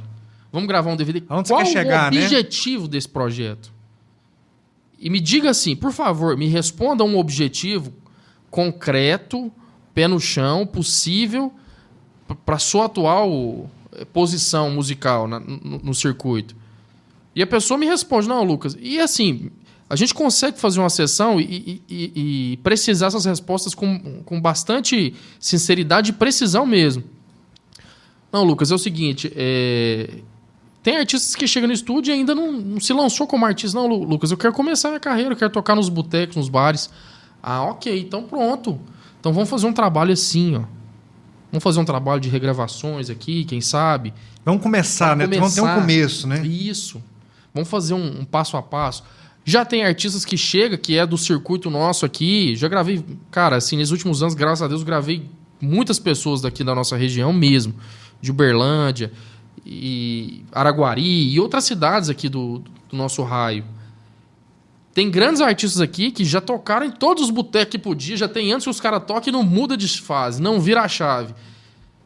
E chega esse tipo de artista, ó, eu quero mudar a chave, sair dos bares. Ó, ok, então vamos fazer um trabalho assim, ó, com esse nível de prospecção, com esse tamanho de produção, com esse tipo de música, com músicas inéditas agora, com repertório totalmente autêntico, que tem a ver... Então, assim, eu acho que essa estratégia chama-se produção musical. Na verdade, o produtor dirige a porra toda. Exatamente. É uma direção artística, cara. É a vida do aquele artista. É entender, próximo ano. É entender a essência do que ele é, aonde ele quer chegar. Exatamente. A mensagem que ele quer passar. A mensagem. Né? Uma coisa que eu acho interessante, cara, é que assim... Muito se fala do Jorge Mateus ser a maior dupla dos últimos tempos. Né? É indiscutível isso. Eu acho que chegaram num patamar que foram, sim, os maiores durante um bom período aí. E o público ia nos shows, que é o mais importante. Né? Mas o que eu quero falar? A escolha do repertório... Era o mais importante. Né? Cara, que é o Wendel que fazia. Né? O Wendel é o E da dupla. Né? Desde o início ele tá. O Wendel que era DJ também. Eu toquei com ele quando eu era DJ. Cara, é impecável, cara. É impecável. Você sabe a essência do artista, né? Você nunca viu... Tem um assunto, né? Tem um tema. Você nunca viu, por exemplo, o artista gravando uma coisa que era modinha. que era algo que, de repente, ia durar ali 3 meses, uma musiquinha de verão. Uhum. A vida inteira foi na essência, por isso que se tornou maior. Né? Exatamente isso, assim. Eu acho que quando eu tô produzindo um trabalho, isso é muito verdade. Inclusive, o último trabalho que eu produzi, eu gravei, foi agora em dezembro. Eu gravei um DVD antes do final de ano, do recesso. A gente teve uma gravação de DVD em 3 ranchos aqui em Goiás. E eu não fui convidado para esse. Não foi? Não é possível. Nesse DVD, nem o Popu foi, né? Pois é. Oh, meu Deus. Alô, Popu, quero você aqui. E aí, nesse DVD, a gente tinha pouco tempo, acho que pouco menos de um mês. Não, mas eu acho que você chegou a comentar desse DVD mesmo, que era um projeto que foi feito mais rápido, porque tinha o final de ano, problema de fornecedor, final de ano chove, é mais complicado. Exatamente isso aí. Então a gente tinha pouco tempo, já tinha a data e não tinha um repertório, não. Eu fiquei, digamos, de um mês, vamos falar que foi um mês redondo, eu fiquei mais de 3 semanas escolhendo o repertório. Eu deixei para fazer os arranjos na última semana do DVD. Ou seja, a base foi o repertório. Não tem o mais importante foi o repertório. E eu cumpri o meu objetivo naquele DVD, porque o repertório ficou impecável. O repertório tem tudo a ver com a essência da artista. Tem tudo a ver com ela. E o projeto ficou autêntico, as músicas... Graças a Deus também a gente tem grandes parceiros, compositores aqui na nossa região, grandes compositores. E os compositores sentaram e fizeram composições para mim, para esse projeto, entendeu? Para eu aprovar para esse projeto. Então, foram 3 semanas de escolha de repertório. Todos os dias entrar no estúdio, das 14 horas às 19 horas, ouvindo música. Ouvindo música, referência. Cara, chega uma hora que o ouvido... Chega uma hora que você tem que parar, sair, tomar um café. Lógico. Mas eram dias intensos de audição. Cara, teve uma vez... Acho que foi... pós-pandemia já? Acho que foi 2020, mais ou menos. Antes da pandemia, então, né? A pandemia começou em 2019, 2020. Foi antes, cara. Eu fiz um sistema para um estúdio na qual a gente ia fazer uma peneira de repertório, né? A gente resolveu abrir isso para o Brasil, para dar oportunidade. Era um artista grande na época. E fizemos um disparo, colocamos uma campanha de patrocinado. Lucas, no primeiro dia, 2.800 faixas. Ô, louco. Encheu o servidor, cara. Meu Deus do céu. Primeiro dia. Tipo assim, questão de 10 horas, cara. O povo mandando composição? Cara, o artista postou falando, clique nesse link, vai, não sei o quê. Cara, 2.800 faixas. Olha só. O estúdio teve que contratar 2 pessoas para fazer a peneira da peneira da peneira. Cara, chegava coisa de tudo quanto é tipo. Foi onde eu percebi que, às vezes, até... é uma coisa, viu, atenção, compositores, uma dica para vocês. Entenda quem é o artista que está mandando música. Lógico, total. Né? Cara, o cara quer gravar sertanejo mais tradicional, bolero, vaneira, então manda isso para ele. Não manda axé, não, pelo amor de Deus. Claro. O artista não grava música de duplo sentido, então não mande música de duplo sentido. Uhum. O artista não grava brega, não manda brega. Né, que faz parte da essência. É porque às vezes o cara acredita tanto na música, né? Que fala, não, quando esse cara ouvir essa música... Exatamente. E assim, naquela época desse sistema, cara, eu tinha que baixar, dava gigas e gigas, limpava, postava de novo, cara, era questão de horas. 500 faixas, falava, não é possível. Aconteceu isso comigo uma vez, eu tava com o Zé Felipe em Miami, a gente tava fazendo a pré-produção do álbum dele latino, que não saiu, um álbum espanhol impecável, de músicas sensacionais. Vai sair, um dia sai. Tomara que saia. Eu tive essa oportunidade, assim, foi uma grande experiência, assim, de ir para um estúdio em Miami, nos Estados Unidos, e ver os gringos, assim, trabalhando. Tudo diferente, tudo. Sensacional. E aí, nesse dia lá, o Zé e o Nilton decidiu criar um e-mail para receber composições, né? E aí eu fiz um e-mail no meu nome aqui. Rapaz, meu telefone travou aqui na primeira hora. O povo mandando música. Eu vou te falar, Estopa, não salvou. Não salva. Você falou. É complicado. A peneira não é feita. Não é feito. O cara manda sem filtro. Sem filtro. Isso é verdade. Filtro. É verdade. Cara, mas é isso. Vamos chegar então agora. Você entrou no Zé, mudou tudo. Quando aí o chicote estralou. Quando eu entrei no Zé Felipe, cara, foi interessante. Eu recebi logo no pós-pandemia o convite e eu vou te falar, assim, o Zé já tava em ascensão, assim, pro top 1 nacional. Mas eu já recebi meio sem grande, assim, vibração, sabe? Porque eu já tava desconectado dessa ideia de estrada e artista. Eu tava realmente mais conectado ao estúdio já, né? Mas eu falei, vambora, mais um artista, mais uma experiência.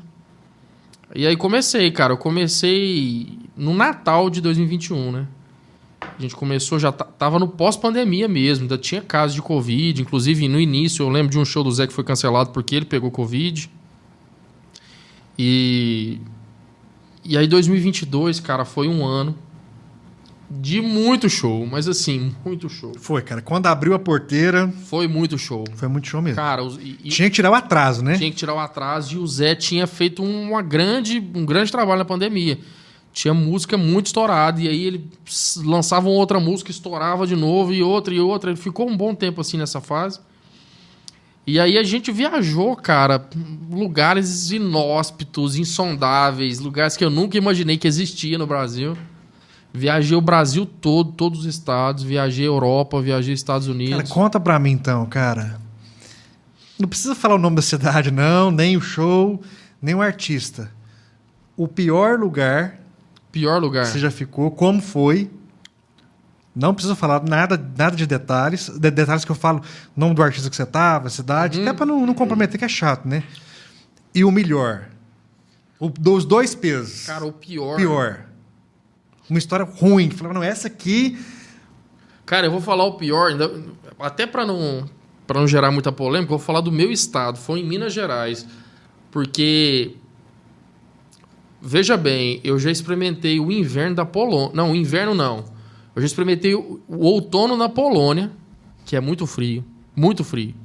Não vou dizer o inverno, que o inverno da Polônia realmente deve ser insuportável. Mas eu experimentei o outono na Polônia. Muito frio. Eu experimentei o inverno do Rio Grande do Sul. Muito frio. Mas o inverno do sul de Minas Gerais, meu amigo, é diferente. Bravo. Cara, é um frio seco.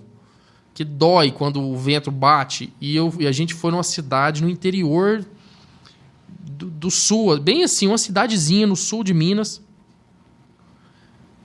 E eu não tinha blusa de frio, cara, nesse dia.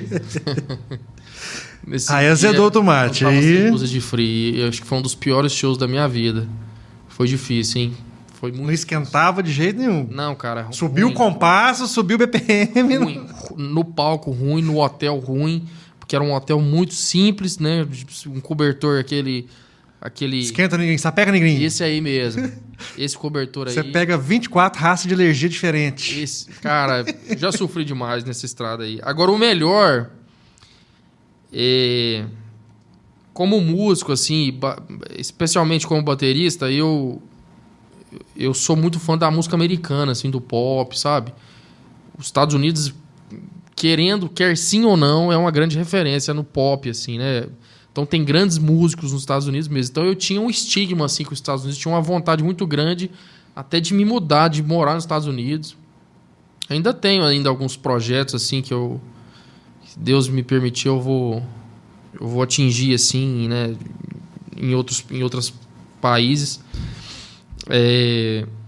Mas eu tinha um negócio com os Estados Unidos muito grande, assim, e eu tive a oportunidade de ir para os Estados Unidos. Eu já tinha ido para a Europa já com outros artistas, mas para os Estados Unidos foi com o Zé Felipe. E acho que a melhor experiência que eu já tive viajando foi sair do show em Nova York e ir passear na Times Square. Isso aí foi sensacional. É sonho, né, cara? Era sonho. É sonho. A gente fez um show... E lá nos Estados Unidos os shows são bem cedo. O show tem que acabar 10 horas da noite. A polícia fica no palco. Se atrasar, a polícia manda desligar o som. Acabou o show, a gente estava bem próximo assim de Nova York. Acabou o show, a gente foi para Times Square e esse foi emocionante, cara. Foi de chorar mesmo. Assim. Eu e um grande amigo meu, baixista, Juninho baixista aqui de Uberlândia. Nós dois éramos jovens, assim, que ouviam mesmo esse tipo de música e sonhava com a América, assim, como uma referência musical. A gente se emocionou na Times Square, cara. Foi um momento único. Se eu for hoje na Times Square de novo, não vai ser a mesma coisa. Não é, cara. Cara, mas que bacana. Deixa eu agradecer mais uma vez os patrocinadores aqui na câmera 1, né? Beterraba, na câmera 1, né? Câmera 1 é essa aqui. Beterraba é demais. Beterraba né? é foda. Beterraba tá ali, ó. Caramba, beterraba. Aí não. Na câmera 1 aqui, agradecer a doutora Thaís Mendes, já sabe, né? Sorriso perfeito. Tá o contato dela aí na tela, é só chamar, marque seu horário, que é show. Tá? Agradecer também a Danita Presentes, né? Melhor do planeta, né? Quer comprar seu presente, é lá. Tá também o contato aqui embaixo. Agradecer ao meu grande xará, meu grande parceiro Groli, Alisson Groli, celular. Quer trocar de iPhone, quer outra marca? É com ele. É só chamar, ele tem tudo para você, viu, gente? Atende todo o Brasil. E agradecer a Matriz, a Music Media, né? Music Media. Tá gerando isso aqui, né? Music Mais um Media, movimento. Music Mais um Media movimento. que nos proporcionou esse encontro. Mas vamos lá então, Lucas. Falamos de tudo. Você entrou no Zé, você tá no Zé até hoje. Estou lá, assim, no Zé, já desde final de 2021, né? Eu tive essa fase aí, 2022, de muito show como músico acompanhante. Logo depois, eu passei para direção musical, né? Então, eu faço a direção musical lá do Zé Felipe. E concomitante a isso, o estúdio veio ganhando força, né? Meu trabalho no estúdio, comecei a gravar muitos artistas do nosso circuito aqui, de Uberlândia e região. E o Zé também está numa fase diferente, né? Com menos shows, então... hoje eu... No geral, todo mundo diminuiu, Todo né? mundo diminuiu. Todo mundo diminuiu. Mas, sobretudo, o Zé é um artista diferente, assim, que foca muito no digital também, né? Então, hoje eu tô mais tranquilo do ponto de vista da estrada, tô bem mais focado no estúdio, trabalhando muito ali no Lume Studio. Pra quem não conhece, entra no Instagram, Lume Studio. Ô, Beterraba, coloca aí pra gente, ó. Lume Studio, piscando, bonitão. Coloca aí. Então, a gente tem... Com arroba. Esse ano de 2022, 23 e 24, cara, a gente... Nossa, especialmente o 23 e o 24, a gente trabalhou demais mesmo. Praticamente todo mês aí tinha uma gravação de DVD, em especial... A gente fala DVD, né? É uma produção audiovisual, né? Um audiovisual.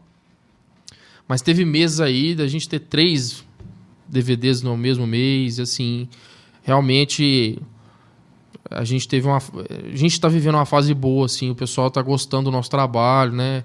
Acho que a gente veio com uma abordagem diferente no circuito regional aqui, sabe? Do ponto de vista do direcionamento mesmo, né? Direcionamento. Cara, eu deixei pro último bloco pra gente falar disso, porque assim, até... Você sabe como que eu sou um cara muito direto, um cara muito rasgado, eu falo olhando no olho, eu não falo nas costas. Boa, isso é bom demais. Se tiver chorando, chora junto, se tiver que sair nos tapas, nós sai junto também. Então, assim, primeiramente é um elogio, né? Porque eu tenho que te falar, o movimento que você criou, né? Eu até estava brincando com o Yuri, que é meu sócio. Brincando, não, a gente estava numa reunião aqui esse dia para trás e eu falei sobre a criação de um ecossistema que não existe, né? Que eu participei de alguns projetos, você sabe, da minha história, na qual a gente criou vários ecossistemas que não existiam. Né? Inclusive, esse movimento do programa é criar algo que vai ficar para a história, para todo mundo conhecer a história de cada um. Né? Eu quero deixar meus parabéns, e você sabe que eu estou na torcida ali na primeira fila, batendo palma, para esse movimento que você criou em Araguari, cara. Porque, de verdade, é muita garra, muita fé, e é um propósito muito grande a gente criar um movimento numa cidade que não tem a cultura daquilo. Exatamente. Né? Eu nem falo pelo tamanho de cidade, porque acredito que Araguari hoje está com seus 120, 130 mil habitantes. Por aí. Já é uma cidade grande. Né? É muito menor que Uberlândia, porque Uberlândia está quase 1 milhão. Mas, enfim, é uma cidade que tem um comércio forte, tem indústria forte. Sim. E não tinha esse movimento da música. Né? E nos últimos 3 anos você criou algo ali, cara, que de verdade eu desconheço.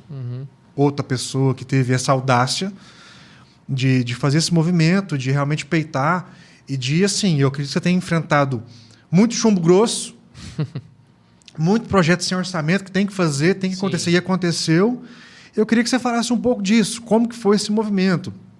E é claro, citar o nome dos artistas, cara. Eu participei com você de vários projetos, né? A gente lançou várias coisas juntas aí, várias coisas estão colhendo frutos, né? Algumas deu um time, porque foi o primeiro trabalho, vai passar para o segundo agora, no ano desse ano, né, 2025. E outra já tá saindo, cara. De Araguari pro mundo. Sim. Até tem uma dupla que fala de Araguari para o mundo. Exatamente. Né? E assim, eu acho muito bacana isso. Eu queria que você falasse um pouco sobre isso, cara. Como que é de verdade colocar um propósito, né, na vida, correr atrás daquilo, dormir e acordar sonhando com aquilo. E agora você está colhendo os frutos, cara. Stop, eu penso assim, é muito fácil a gente falar... É muito fácil falar assim, é muito fácil querer o circuito nacional, né? Todo mundo quer, né, o circuito nacional. Cara, todo mundo quer pegar a cereja do bolo. Todo mundo quer... E, tipo assim, muitos fazem isso e renegam as suas raízes, né? Mas, na verdade, o circuito nacional ele não existe se não houver o circuito regional. Não existe. E assim, Araguari, cara, é a minha cidade natal... mas que, de fato, eu não imaginava o potencial que tinha depois de começar a produzir artistas de Araguari. Araguari é uma cidade, assim como todo Minas Gerais, é uma cidade de muitos talentos, cara, de muita gente, assim, que sonha. E, cara, eu acho que o maior indicativo do talento é o sonho, é a ambição, é o almejar, é o sonhar, é o desejar. É aquele negócio, né, cara? Se você não realiza seu sonho, o que te custa? Exatamente. Te custa a vida. Exato. Então... te custa você ser frustrado com o seu sonho que você não realizou. Você julgar o talento de uma pessoa pela aptidão técnica dela é muito superficial. Porque a aptidão técnica ela é aperfeiçoável. Claro. Agora, o que vai te dar a energia para aperfeiçoar é a paixão, o amor, o sonho, o desejo, né? Então, Araguari é uma cidade cheia de artistas, assim, desejando se ingressar no mercado musical. E eu achei que seria muita ingratidão e muita... seria muito antiético, assim, ingrato da minha parte olhar esse circuito e não estender a mão, né? Uma vez que eu já estive incluso no circuito nacional, né? Vivo da música e posso ajudar, né? Então, eu comecei com um trabalho muito pé no chão, assim, e produzi alguns materiais com pouco orçamento, como você falou, com pouca estrutura, com pouco dinheiro, mas com uma entrega de energia e fazendo aquele trabalho se tornar o produto final um produto competitivo de alto nível, a nível nacional, de alto nível. De alto nível. E é o que a gente fez com vários artistas que eu posso citar. Qual que foi o primeiro? Cara, o primeiro, assim... você lembra? O primeiro, você diz dessa nova fase agora, desse boom do Lume Studio? Vamos pegar o primeiro. O primeiro que eu me refiro é no sentido seguinte. Eu não sei como que era o estúdio antes. Antes que eu falo... desde a primeira vez que eu fui lá. Que a primeira vez, que se não me engano, eu fui com o Johnny. Acho que foi com o Johnny Galba, né? Foi com o Johnny. O Johnny foi um dos primeiros. Um dos primeiros. Mas, assim... teve uma outra dupla daqui de Uberlândia, que eu gravei aqui em Uberlândia, lá no Castelli, que a gente fez, que a gente já apostou assim, né? Que era um projeto para ser X e a gente fez 2X. Eu falo a gente porque não foi eu sozinho. Foi toda uma equipe. Inclusive o Pupu também, que é o cara que faz a direção do vídeo da maioria dos projetos que eu produzo, que é um grande parceiro, um grande amigo, um cara competente, um cara que respira a música e quer fazer acontecer assim como eu, sabe? Não é um cara que olha pro faturamento da empresa, cara, exclusivamente. Eu sei qual que foi esse DVD. Nesse dia do DVD, eu estava em outro DVD. Esse DVD é o DVD do Kaique Ricardo. Foi um DVD... talentosíssimos os dois. Talentosíssimos, grandes artistas. Os dois cantam de primeira, cantam de segunda, cantam muito. A gente escolheu um repertório acertado e gravamos um DVD, cara, que com o orçamento que tinha, não era pra ser nada daquilo ali. A gente pôs a mão, grudou, abraçou.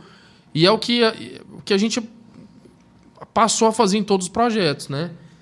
Então, esse do Kaique Ricardo foi um dos primeiros que já mostrou pro circuito que tem uma equipe aí comprometida em fazer alguma coisa acontecer, algum verão acontecer. Depois, em seguida, veio o Johnny Galba, que foi um outro projeto também que ficou muito bonito. Muito bom. Repertório muito bom. O Johnny, a gente fez questão, a abertura do DVD, ele sobe no palco falando alô, Araguari, entendeu? Verdade. Ou seja, dando honra mesmo para aquelas raízes. A origem, né? E o Johnny abriu a porta para vários artistas. Depois dele, vários artistas gravaram seus projetos. Cara, engraçado, cara, que o Johnny fala pra ele, cara, eu gosto de você de graça, velho. Não, o Johnny... Cara, eu gosto mais dele. Eu também gosto demais, velho. O Johnny é um irmão. Um abraço aí, Johnny Raione. Eu chamo ele de Johnny Raione. Um abraço também pros meus irmãos, parceiros, Kaique e Ricardo, que eu tenho grande gratidão também. Eu tô olhando pra câmera, é essa aqui? É a 3, essa aí mesmo. Então, esses foram os primeiros, assim, Estupa. Mas eu penso que isso que você falou, né? Alguém tem que começar. Você veja bem, a gente nem precisa citar nomes, mas o circuito de Uberlândia era antes de algumas pessoas Sim, com certeza. abraçarem e fazer acontecer. Mudou. E assim, eu acredito que tem hora que a gente tem que ter uma sabência. Uhum. O que é sabência? A sabência é um termo que eu aprendi com o padre Hugo, do Hugo Castellari. Com o padre Hugo, é a mistura da sabedoria com a experiência, a sabência. A gente tem que ter a sabência de quê? De saber que antes da gente teve gente e depois da gente vai ter mais gente. Exatamente. Então, de repente, a gente abre uma porta e realmente acontece um circuito, um sistema, né? Uhum. E que não é só nosso. Exatamente. Isso é o mais interessante da vida. A gente saber que a gente nunca vai ser o melhor, a gente pode estar o melhor em um momento. Exatamente. Mas amanhã vai ter um que vai superar. No passado teve um que foi a referência. Você foi para isso. Você tem que ter a sabedoria e a experiência. Porque você tá... A gente, né, nós criamos ali, eu acredito nisso também, nós estamos criando um circuito, assim, um cenário. Mas esse cenário não vai ser só eu que vou usufruir dele, não. Não vai, não. Né? Mas não interessa. O importante... Mas assim, a vida é sem graça quando é monótono. É só você que faz. Claro, cara, hoje é você, amanhã é o fulano, depois é o ciclano, depois você volta. É roda gigante, cara. A vida é roda gigante. Claro. Não, é exatamente isso. Então, eu fico muito feliz. Muito obrigado pelas palavras, Estupa. Mas eu feliz por esse eu feedback. queria te falar isso um dia e eu falei, cara, eu vou falar no dia da gravação, porque... Eu acho bacana a gente elogiar olhando no olho, cara. Tá certo. E deixar isso registrado. Porque eu penso muito que, às vezes, uma palavra muda o sentido das coisas. Verdade. E, de um tempo para cá, eu tenho gravado alguns conteúdos, você sabe disso, eu tenho acompanhado. Eu tenho pegado muito em palavras e o que aquela palavra realmente representa. Uhum. E quando você vê que tem algo sendo criado de forma saudável, gerando renda, gerando emprego, revelando talentos. Uhum. Cara, a música é tudo isso. É tudo isso, né, cara? Não é só dar o play e ouvir. A música é tudo isso. Não é só faturar, não é só ganhar É o que dinheiro. move. É o que entendeu? move. É a história da música que conectou. É a história da música que conectou o casal. Uhum. É a história do casal depois de 30 anos, aquela música de 30 anos atrás. Então, assim... É a história, igual, por exemplo, os meninos aqui de Uberlândia, cara, que eu tenho um carinho gigante que quero vocês aqui também, que é o João Marcos e Danilo. Nossa. Cara, fizeram a música da Queridíssimo. Princesinha. Tá Sensacional. crescendo. Cara, eu e minha esposa, a gente chorou, cara, mas fala assim, cara, o que esses moleques tá fazendo com a gente, bicho? Então é sobre isso, cara. É sobre emocionar mesmo. É sobre isso, é sobre você falar assim, cara, arrepiei, cara. Exatamente. Cara, chorei. Sim. Saca? Isso foi perdendo o sentido um pouco, né, Estupa? Hoje virou muito dinheiro, né, cara? Virou mercado, Virou né? mercado, Indústria. perdeu a essência. E a música é isso, né, cara? Eu tava falando isso com a minha mulher. A gente tava andando de carro, assim, e minha filhinha, assim, no colo dela. E aí, beleza, ok. Mas eu pus uma música e aquele momento... Ele transformou, cara. Parece que temperou o ambiente. Entendeu? Vira um filme ali. É a magia da arte, né? Eu costumo falar, cara, que eu sou de todas as artes, né, cara? Eu não sou da música só. Eu sou da fotografia, sou do vídeo, sou do design, que conectado ao desenho, à pintura. Então eu respiro arte. A minha casa é arte, você sabe disso, né? Então eu costumo falar que às vezes, cara, uma dose de arte no dia muda. Muda. Sabe? Ela realmente muda o seu dia. Uhum. Totalmente. Saca? Às vezes a música te leva para um lugar, cara, que você fala, cara, para onde que eu fui agora? Exatamente. Aí você tá no trânsito, passa um carro, cara, com uma música que você fala, nossa, lembrei dos meus 15 anos. Uhum. Não, lembrei de um amigo que eu não vejo há 10 anos. Uhum. Vou ligar para ele agora. Cara, isso é muito bacana. E infelizmente, mas assim, ó, eu tenho boas expectativas, assim. Eu acho que vai chegar um momento que o mercado vai ter que se antenar mais para isso, mas de fato isso perdeu um pouco mesmo a essência, né? A música perdeu um pouco o propósito de emocionar, de entregar uma mensagem. Hoje o importante é viralizar. É a música ficar na cabeça. Seja boa ou seja ruim. Infelizmente, está indo mais pro lado do ruim, né? Essas músicas virais. Mas, enfim, eu tento fazer a minha parte, profissionalmente, trabalhando, com o espírito de um músico mesmo, o que eu quero ouvir, sabe? Como eu quero... Lógico que a gente tem que pensar no mercado também, porque o trabalho faz parte, cara. Mas de maneira, negócio, de maneira equilibrada, né, cara? É possível ser equilibrado. É possível dosar, né? É possível dosar. Cara, mas é isso. Eu quero te agradecer e, né, você vai ter que tocar uma música aqui hoje. É mesmo? O violão tá aí atrás, ó. Eu vou tocar uma música... Chamar os meninos pra dar o ok aqui. Eu vou tocar uma música... Chegou aí? Tem que ligar em cima aí, ó. Isso é igual o violão. Você vai ter que baixar um pouquinho. Não chega, não? Tem que desligar o afinador, senão não chega. Chegou? Alô, som? Parou? Ei, 2. Parou? Então é aqui. É isso? Cara, mas eu... Aqui, ó. Eu sou baterista, hein, irmão? Não, mas... Se você quiser batucar, tem um bongo aqui. Ó, falando de música boa, cara, eu gosto mais de um cara que chama Jorge Versilo. Cara, Jorge Versilo é fantástico. Você lembra dessa aqui, ó? Puxa só o refrãozinho. Você que vai cantar. Possível demais, eu sou alguém que chora por qualquer lembrança de nações. Cara, mas já tocou Christian Ralph? Esse é Jorge Versilo. O Jorge Versilo? Alguém que chora. Esse é Jorge Versilo, irmão. O Christian Ralph regravou. É composição dele essa? É, Jorge Versilo. Cara, não sabia. Bonito, né? Não sabia, de verdade. Ó. Eu não me lembro. Tem uns acordes ricos aí, diferente, né? Um negócio. O sol do pagodeiro aqui. Né? Mas é bom, hein, Estopa? Bacana. E o Bruno Marrone? É você. Não, vai você. Eu não canto nada. Já tentei um dia. Não, tá bom, é isso aí. Descobri minha vocação. Só esse refrãozinho do Jorge Versilo aí já matou. Já valeu. Ó, te agradecer. Obrigado a você, irmão. Obrigado demais pelo convite. Vamos fazer daqui uns dias de novo. Você vai voltar aqui, que tem muita história para contar ainda. Cara, só te agradecer a parceria, a amizade sempre. Eu gosto sempre, você me conhece, sabe o que eu falo? Olhando o olho mesmo, na cara rasgado. Cara, você é um amigo que a música me deu. Sou muito grato pela sua amizade e conte comigo sempre aí. Igualmente, irmão. Usa a mãozinha. Mãozinha tá aqui, Você vai lembrar de mim todo dia. Essa mãozinha aqui, todo dia eu vou usar ela pensando no Estopa.